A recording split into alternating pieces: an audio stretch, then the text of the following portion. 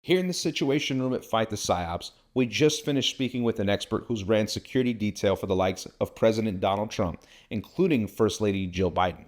Now, we asked him about J13 and what took place at this assassination attempt of Donald Trump. Was this an inside job or was this just a mistake? Let's hop into it right now. First off, I know your time is precious, so thank you for being here with us. Talk to me a little bit about your experience and how it correlates with the situation that took place last Saturday with the Trump attempted assassination. So I've got an extensive amount of tactical experience, job experience, but I think probably the most relevant experience to this situation is I've been on multiple protective details for Donald Trump Jr. and First Lady Jill Biden. So I've worked hand in hand with, I've been a part of the detail with the Secret Service. So when this situation first took place, right, we all saw the video, we saw everything emerge, unfold. It was insane. It was like a day of infamy. It was like, is this really happening? When that took place, as an expert in your position, what was the first thoughts that came to mind for you? It didn't surprise me somebody trying to assassinate Trump. I mean, there's been the rhetoric, there's been the threats. Somebody introduced a bill to take away Trump's security service protection. So you knew it wasn't a surprise that it happened at all, just a matter of when. So when I saw the first initial video, it grazed his ear, it grabs his ear, it goes down, but the sound almost makes it seem like somebody was close to him, and it was like small arms fire. For me, when I saw it, just as a regular civilian, I looked at the situation and immediately it screamed to me, this is some type of operation. This is a project. There's no way that all of these things took place the way they did organically and it was just a misstep. Now, this was a strategically planned, organized, intended situation, in my opinion. What do you think? So to jump in there, and that was kind of, when I started looking at it, I mean, it makes no sense. And given my experience in being a part of some of these security details, again, it makes no sense. The amount of security for these types of events and for these individuals is immense. And, the advanced planning and foresight that goes into doing one of these is incredible. And to just see that something was done so blatantly wrong, it almost, your mind goes to the conspiratorial, that this was done on purpose, but you also want to be careful not to make the accusation because you really want a little more evidence before you say that. So I went to the Secret Service website and was looking at their protocol for events like this. And while you mentioned, you've been to these, you've actually been there protecting and being a part of the security detail for Donald Trump Jr., and also Jill Biden. So when I looked at the basic 6 steps, things like a 200 to 300 yard radius or perimeter, when I looked at going out, a few days to weeks prior to the event taking shape and actually doing a scouting report and looking at all the different aspects of where the highest vulnerabilities were, these things, you're telling me that they failed on all 6 of these major detailed aspects, or was this intended? Was this planned out? Speak to that for me, from your opinion. Now, when it comes to advanced, or they deploy the advanced teams, that's absolutely true. They'll go weeks, maybe even months in advance. In this case, no different. Maybe they went at least 5 days in advance. And you're going to do a site assessment. You're going to check. Basically, you're putting yourself where the candidate's going to be and seeing what presents the greatest threat. Your job is to think like somebody who wants to do harm. And you can't tell me that building doesn't present probably the most glaring threat. That and maybe the water tower. That doesn't present the greatest threat. I mean, it's a common sense thing. And he didn't need, they didn't have any drones flying. They didn't have any aerial surveillance. So I get it that an outdoor event creates a lot more threat due to the fact that there's a whole lot more avenues to engage from. But this building would have been the greatest and most obvious threat. I mean, all you had to do was secure the exterior, put somebody on the roof. It's not hard. And these are supposed to be experienced teams And the worst part of it, the sniper teams that were out there were on roofs whose pitch or slope was even worse than the one that the shooter was on. So you can't tell me that that's legitimate. Go and look at the slope on the roofs that the sniper teams are on. Both the sniper teams, yeah, one facing north, one facing south. And so if you look at that pitch versus the pitch that the shooter was on, the pitch that the shooter was on was a much flatter slope than the one that the counter sniper teams are on. That doesn't hold any water with me. You can see that with your own eyes, and that's complete garbage. Before we continue, I need to bring something to your attention. Did you know the US government just sent $176 million to Moderna to create a pandemic vaccine? I mean, is the bird flu really the next pandemic? Who knows? Whatever the case is, there's probably some type of election time fear mongering. But if you're prepared, there's no need to fear. That's why I picked up my medical emergency kit from the wellness company, and you can too. Now, this isn't just some Walmart first aid kit. No. This is life-saving medications like amoxicillin, Z-Pak, ivermectin, and more. And guess what? Here's the best part about it. It's literally like having an urgent care in your home. No copays, no doctor's visits. It gets delivered right to your door with just a couple clicks. Go right now to twc.health/Joey or go click on the link in my bio, enter code Joey and save 10% off and get free shipping right now.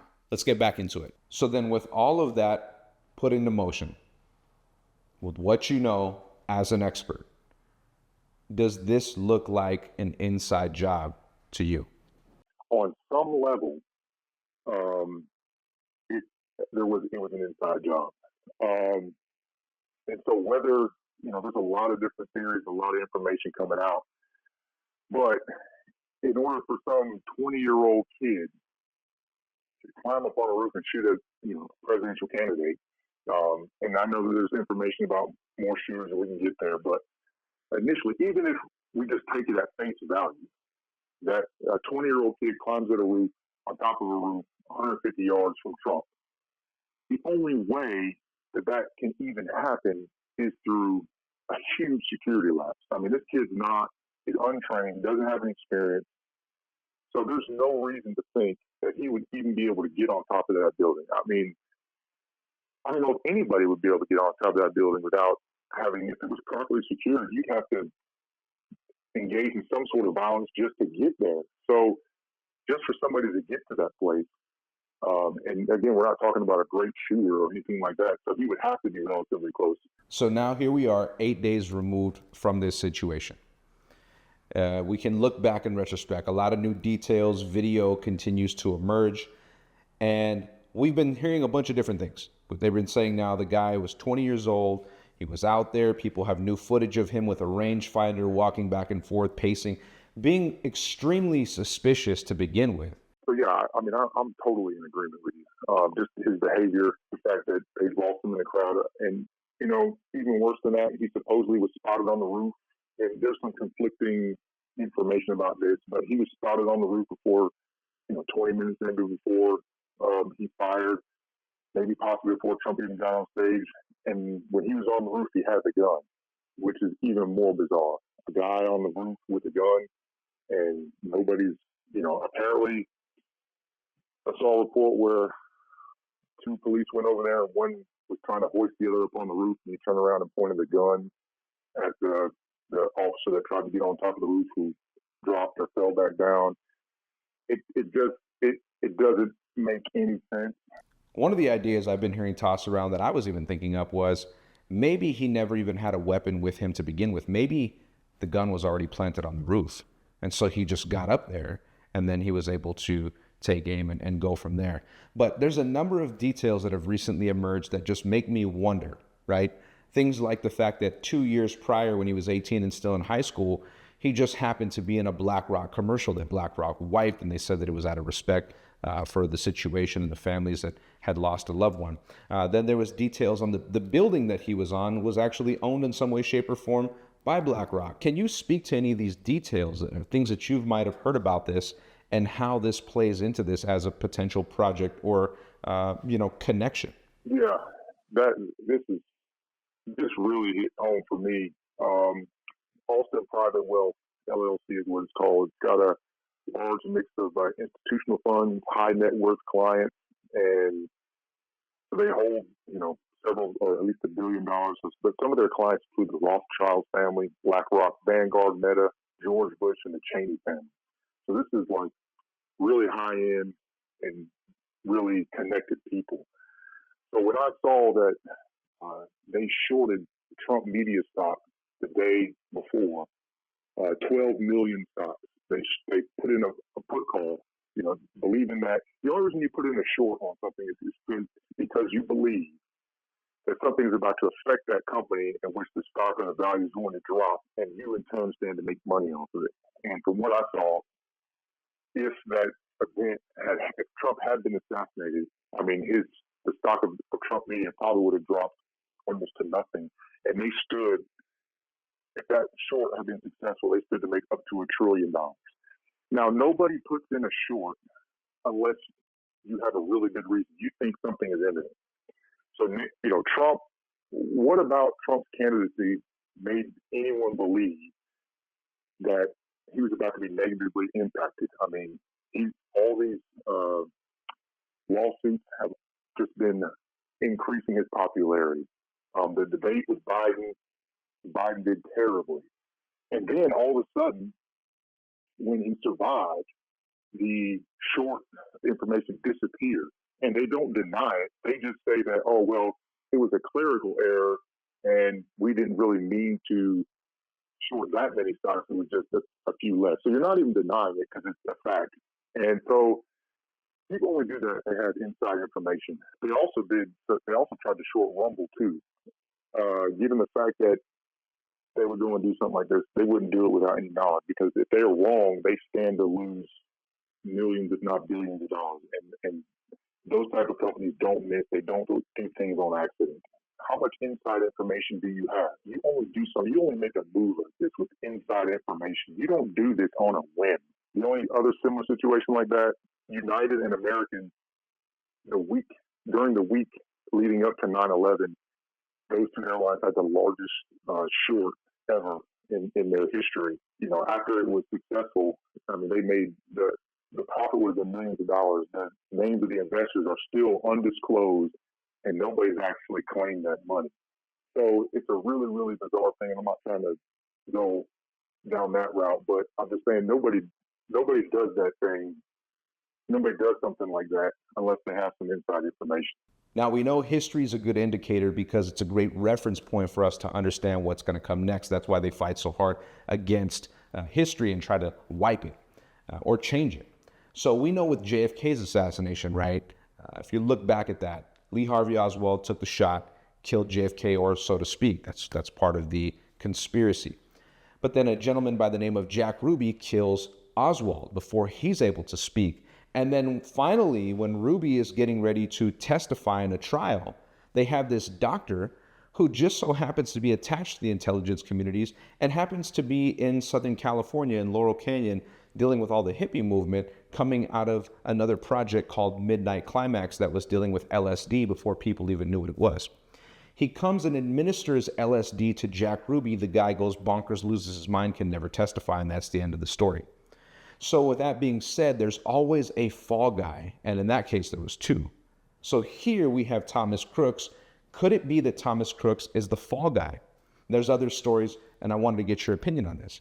They're saying that there may have been another shooter, or maybe even up to two different shooters additionally.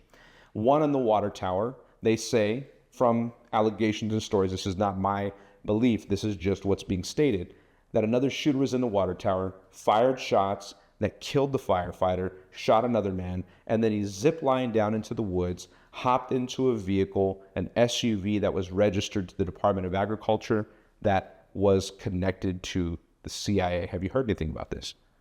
I hate to dismiss anything at this point, given where our recent history of things that we've been told weren't true that actually ended up being true. So, the reality is if you put if you're relying completely on a 20-year-old untrained kid who you essentially cleared the way for to try and do this, you probably want to have a backup plan.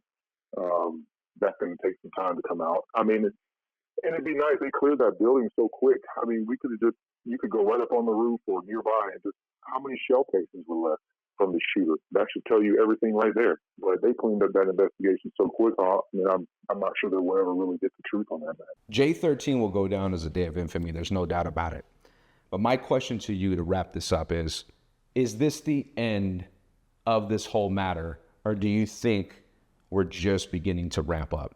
I think we're ramping up. I think we've been ramping up over the last 4 or 5 years, man. I think even too conspiratorial, but COVID, you saw just the government's willingness to lock everything down and, control everything from what they deemed acceptable to say. As we progress more recently, the political rhetoric. And you combine that with the recent cyber attack, where the airlines were down, and then you have the World Economic Forum talking about cyber attacks. So I think there is a ramping up.